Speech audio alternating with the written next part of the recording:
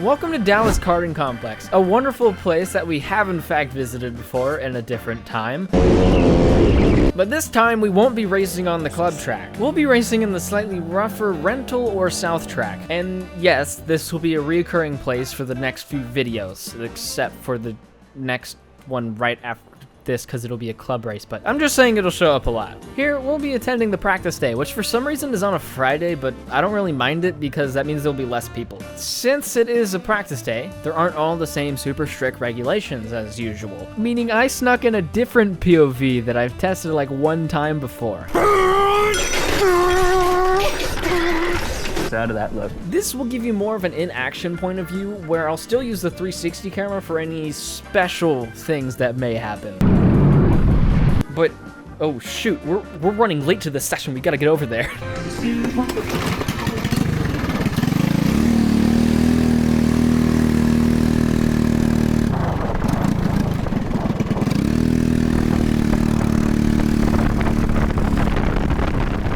Alright, first off, we were late because we looked at the app, it said another session was out. Then we realized that the app was actually a little bit behind, so that meant that our session was already out and going. So yeah, we were a little bit late because of that. We didn't show up late to any of the other sessions, luckily, because this was our learning experience. But because we were so late to the session, we really only got one hot lap, one out lap, and one in lap. So we didn't really get much data or didn't let our tires actually get in the window at all. This was just basically me learning the track in this rotation on a owner cart rather than a rental cart. I did post this session in whole, however, because it was the shortest session that I had, so, you know, may as well, and also kind of gave you guys the idea of what to expect for this video. So if you guys do want to watch this full session in detail, you guys can go watch that full video, but we're going to go ahead and skip ahead to save time for this video to the little summary clip. We didn't really get much track time there because of a little mishap that happened with us. We looked at the timing app on our phone and it said that the class before us was out there, so we were pushing up, and then we got up to the grid and saw that it was actually us that was supposed to be out there. We had to hurry up and rush, and we only got one hot lap and one out lap, one in lap, basically. So a little unfortunate, but it's okay. Because we have more sessions coming along, and it did give us some data, but not really enough data to make changes on the cart, I guess, if that makes sense. Yeah, it gave me an idea of how the track felt, but I do want to mention something. We may not have the patches and other decals and stuff just yet, but this is going to be a video about a bigger regional race, so I do want to go ahead and mention a thank you to what's going to be our first sponsor over at Crest Automotive. So that would include Crest Volvo, Infiniti, and Cadillac over in Frisco, Texas. So if you guys are in the market for a vehicle of those types, then be sure to go check out Crest. But jumping back into the action here, we're inside of the practice day still. Since you see the POV, they will not let us use it on race day. But we are just figuring out our setup now instead of this next session, kind of trying to set our hot lap, see where we're at with the rest of the grid, and go from there in a sense. So what we're doing now is we're just using the clean air to try and set our best lines as physically possible and get our best times as physically possible with those lines. This will let us see how we stack up with the rest of the pack that we're right next to here, and also with everyone in the session as a whole. We skip ahead to this next session where we're coming down, entering turn 12 to the last straight here, where we can see on that digital board right there, that is the finish line. Coming up this hill on entering turn 1 right now, that is going to see the tram lines, and at the end of these tram lines is the start line. For some reason they split them up. I think it's just because of how the straights lined up in the track. It's kind of weird why they don't just use the start line as also the finish line, because it's a perfectly fine place, honestly. I guess because it's next to the stands. I don't know. I'm not the person that made it, I'm just the one that races. But it did kind of cause some confusion during the finals and all of the other heats, because people were racing after the checkered flag, and I mean, I did too, because it's just, if people are racing, you're gonna race. So we kind of did it anyway till the air quotes start line, but I guess I just wanted to preface that because you'll see us racing after that line instead of the later heats. Ignore me dropping my tire. But before we get to this next practice session. I'm trying to get to at least 150 subscribers by the end of the year, so if you guys can make that happen, that'd be amazing. All you have to do is just press that subscribe button down below, and that'll be it, really. Anyway, it would really help. Thank you anyways for watching, and let's get back to it. So I'm showing this practice session because this is one where, as you can see, we have brand new tires. This will show the difference between used and new tires within this practice day with the temperature and everything. Obviously, this is going to change in later events, as I know now, and it kind of shows how you can effectively carry the speed through these turns with brand new tires. What this allows me to do in this session is it lets me keep up with the front pack, I guess you could call it. It is still a practice session, so it's not technically the full front pack, but I was able to keep my distance from everyone else in the session until the end, actually, because we set our tire pressure too high in this, so it was good in the beginning but then fell off near the end. Still gave us good data. Here we're kind of maintaining our position in a way. We're just kind of keeping on, but our lines get a little sloppy, so later in the session here I do manage to get a better line than him and accelerate out of the corner better because of that better line and overtake him now. So we're no longer being held up there, and now we're just focusing on the guy in front of us. Skipping ahead some more, he drops back, assuming, I guess, he's trying to catch up with some other people. But now I'm getting held up by the person ahead of me now, where we are now right on his bumper and getting down into the, I don't even want to call this a chicane, the lefty turny righty tighty thingy-ma-do. But he hits a better apex on the lefty turny righty tighty thingy-ma-do, official name, and enters turn 10 right here. The hairpin a little bit slower than me, so I catch up a small bit.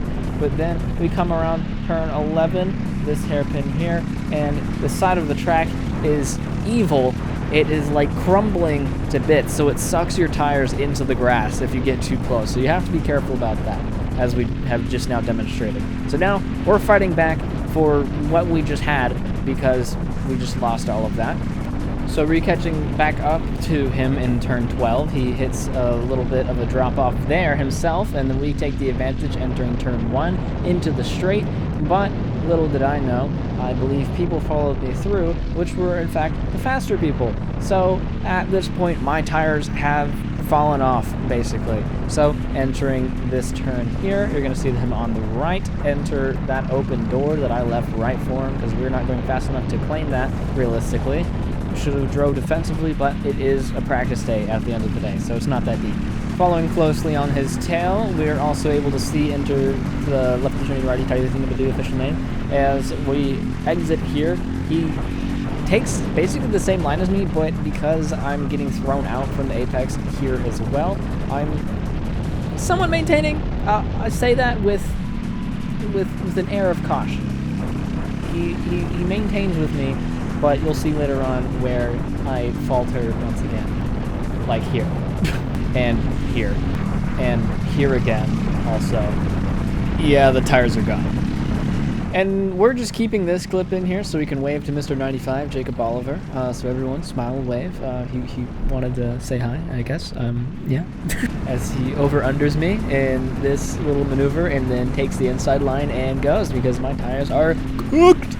Anyhow, we do have one more little bonus clip that happened in this final session here. Here we enter turn 10, the hairpin here. Leave the door a little bit wide. We see someone on our inside there, float to the 360, take the turn into 11 here, and get absolutely pit maneuvered into the grass. Anyway, that's the end of this practice day.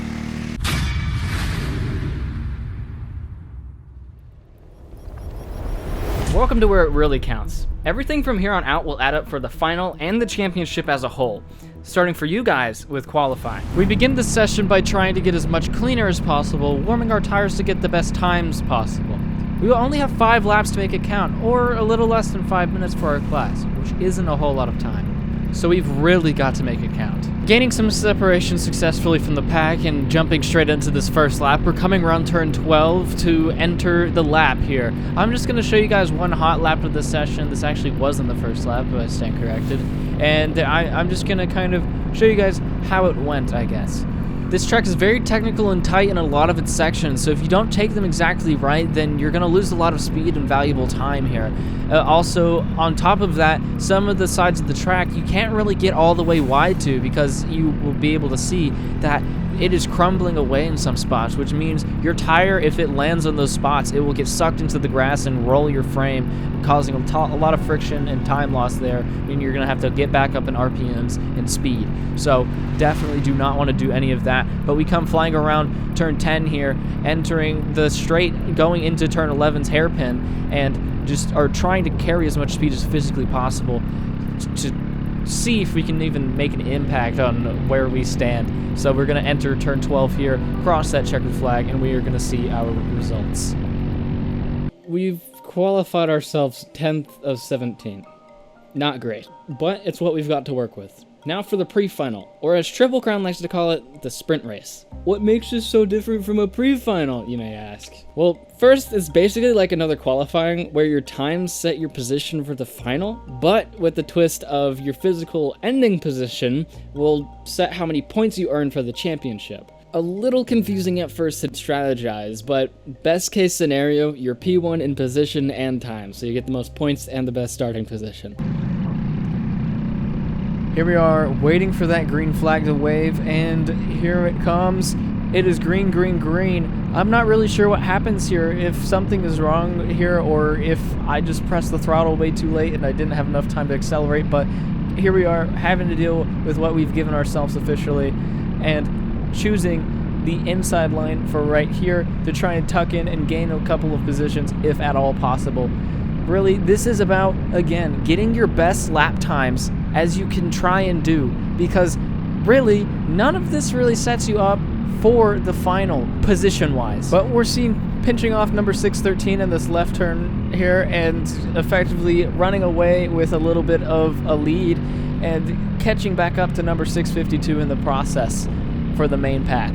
Now, in all honesty, there isn't really a whole lot of racing that I can show you guys, because we start to, I guess you could say, stagnate within this session. We get stuck, and that's not really a horrible thing, because again, this is all just for times. The times are what decide your starting position, not the position itself. While my race may have stagnated, the people in the back, that did not happen so much here. We can see entering turn 12 on the finish line here, 613 gets taken off the track and gets struck by the cart.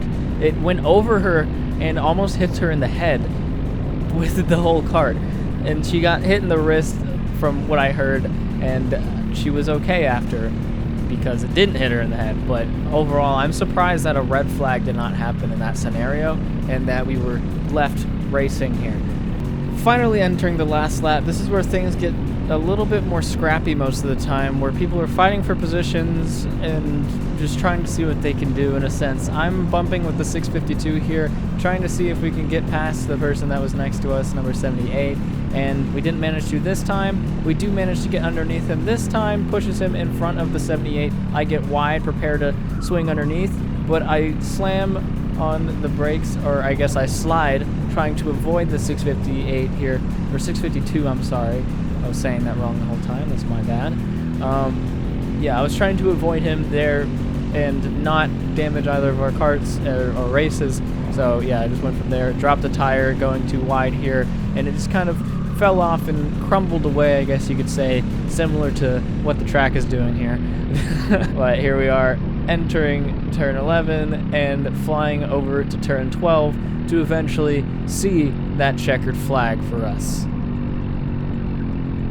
We had some improvement. I had a better lap time than 10 of the other 17 people out there, meaning I locked myself into 7th for the final. Overall, I finished 11th place, setting my points for the championship, but honestly, seeing as this is the last event of this series and how I performed in the past, I don't know if that would have stacked up for me anyway. All of that out the window now. This is about how we perform in the final. Everything will count, all positions, and I mean, I guess not lap times per se, but they will, and how we catch everybody. I guess you could say everything we do is final.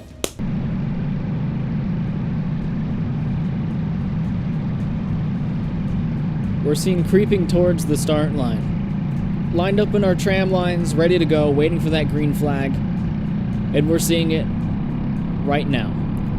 We speed up to the start-finish line, holding closer and getting out of our tram line here since the leaders have already crossed the line. We're allowed to do that. We go around the first turn, holding tight to the number 95 here. We go a little bit wide, losing a little bit of space on that track. We take that outside so we can get more momentum, get behind the number 658 as he dives in so we can have the inside line here and try and hold tightly to him, but we do create a little bit of separation here. I think we hit him a little bit too hard, missed our apex immediately after, which also hindered us as well.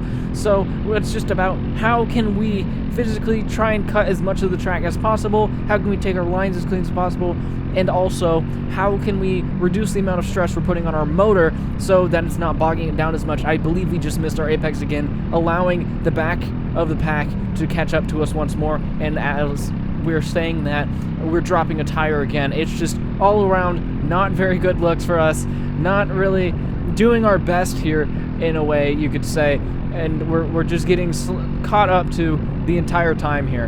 And speaking of, as we can see on the right side in that rear view camera here, we can see them trying to make an overtake in the first turn. Number 612 does successfully get that pass in. We have number 78 trying to get our inside through there, but we successfully defend it and make our way through hairpin of 4 and try and catch our way back up to number 612 because he has gained a little bit of a lead on us. We're hitting our apexes a little bit better than last time, so we're able to maintain a little bit closer. We do make some separation from that rear pack there, as we can see in the rear view camera. Sorry about the scratch on that lens protector, but that's what the lens protector is there for. We do make our way back up to the 612 and up to this pack. We try and make an overtake, which, looking back on it, honestly, horrible decision on my part, because look, he does make it right back in because I gave him the inside line here. What that does is I set it up incorrectly. I should have tried to make that pass turn 5 rather than turn 4, because if I had done that, then I would have actually had the inside line and it would have been a clean overtake.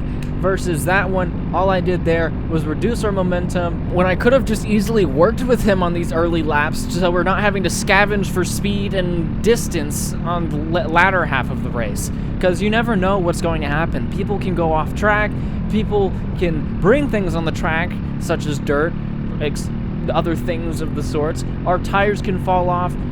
You know, anything can really happen in this. So you have to be able to set yourself up the best way as physically possible, as early as possible within these races, so you have the easiest advantage later on. As you can see here, I did not really take that chicane very well, or as we were saying earlier in the video, lefty turning righty tighty, think of an official name, and we were allowing the rear pack to catch back up to us. We have number 612 here. We were trying to catch up to by taking it a little bit early on that hairpin and take the exit completely wrong, allowing him to create separation again. So what this is going to do is allow the person behind us to start creeping up on us, get in our toe, get in our draft, take this inside line now. He may have a stronger engine, but so be it. We still have to fight for it. So we hold our line here, and we try and do it. He bumps us in the rear, gives us a little bit more of a boost through this, entering turn 4 again, and trying to catch back up to 612, but frankly, I don't really see that happening in this review state of this editing process. And as mentioned, we were being hard pressed by the number 698 here, where he was able to make that overtake. He's trying to signal to me to work with him, but he has effectively shunted me off to the side, and now he is battling, which means I'm able to get the inside again. I gave him quite the push there, so he decided to try and go for it and did not secure it properly. I go for the inside line, he gets turned down on me a little bit, and I'm just trying to go, but it looks like he has a little bit more of the straight line speed early on. I get the inside line either way though, and manage to hold it down, so we're not pushing each other off track or ruining any of our races. He pushes me from behind a little bit more, going through here, makes the same exact maneuver here. I should have closed that door, that's on me, and he secures it once more. 698 in front of me once again, searching for the 612. He's telling me to work with him once again, but quite frankly, once again, I don't see that happening with the state of how we're taking our lines first off, and how, I guess, the kart was feeling at the time. It was not letting me get up to them. It was bogging down a little bit too much, and I guess I was a little bit too tight overall, you could say. But either way, they're still going to be battling, which is still going to open up opportunities for us either way later on in this race. which, as we can see if we skip ahead here, number 698 takes the exact same move he made on me on the 612, which again, if I had just worked with the 612 earlier on in the race, then realistically we could have more of a chance to be farther up in the pack rather than struggling back here and just trying to, again, scavenge for more time or really anything that we can go for.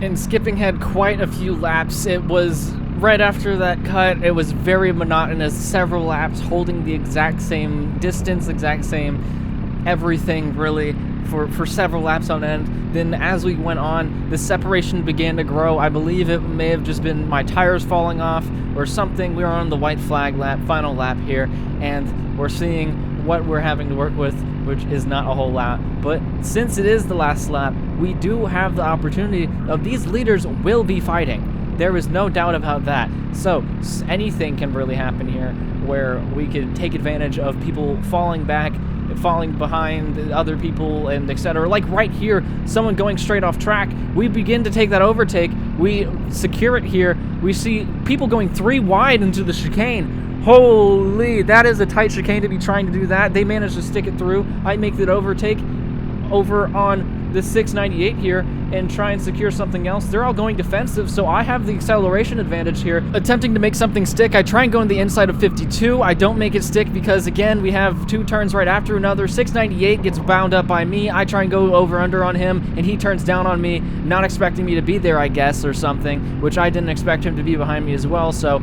I guess it's a fair trade, and he gets passed by the person that went wide on him and then found that inside line. The technicality on this track, it really sets you up for a lot of different things that can happen if you do prepare yourself for that next turn, or if you do have the acceleration to make it through the turn before that next turn. There's so many possibilities that can really happen within this track because it is just immediate left, right, left, right, left, right. No brakes really, and no time to make mistakes, you could also say. But this was not really the result that we wanted, but it's what we got either way. Of course, we would have wanted to be higher up in the pack, and I'll discuss where we ended up in our next segment here. But I guess it just comes down to experience and racecraft, and also learning how to set up the kart properly, learning if our engine is week that day, or really all of the factors that can possibly go into it at once. But yes, let's cut into this next segment now. Well, that was definitely eventful. We lost 2 positions after all of that, setting ourselves in 9th, which is still top 10, but we could have done better. Again, if we could get at least 150 subscribers by the end of the year, that'd be great. So share it to anyone who you think might like racing and that type of stuff with it. And also thank you to our sponsor Crest Cars for supporting this journey as a whole. Any other sponsors, peep the email down below. But I hope to see you guys again in this journey. More coming to you soon.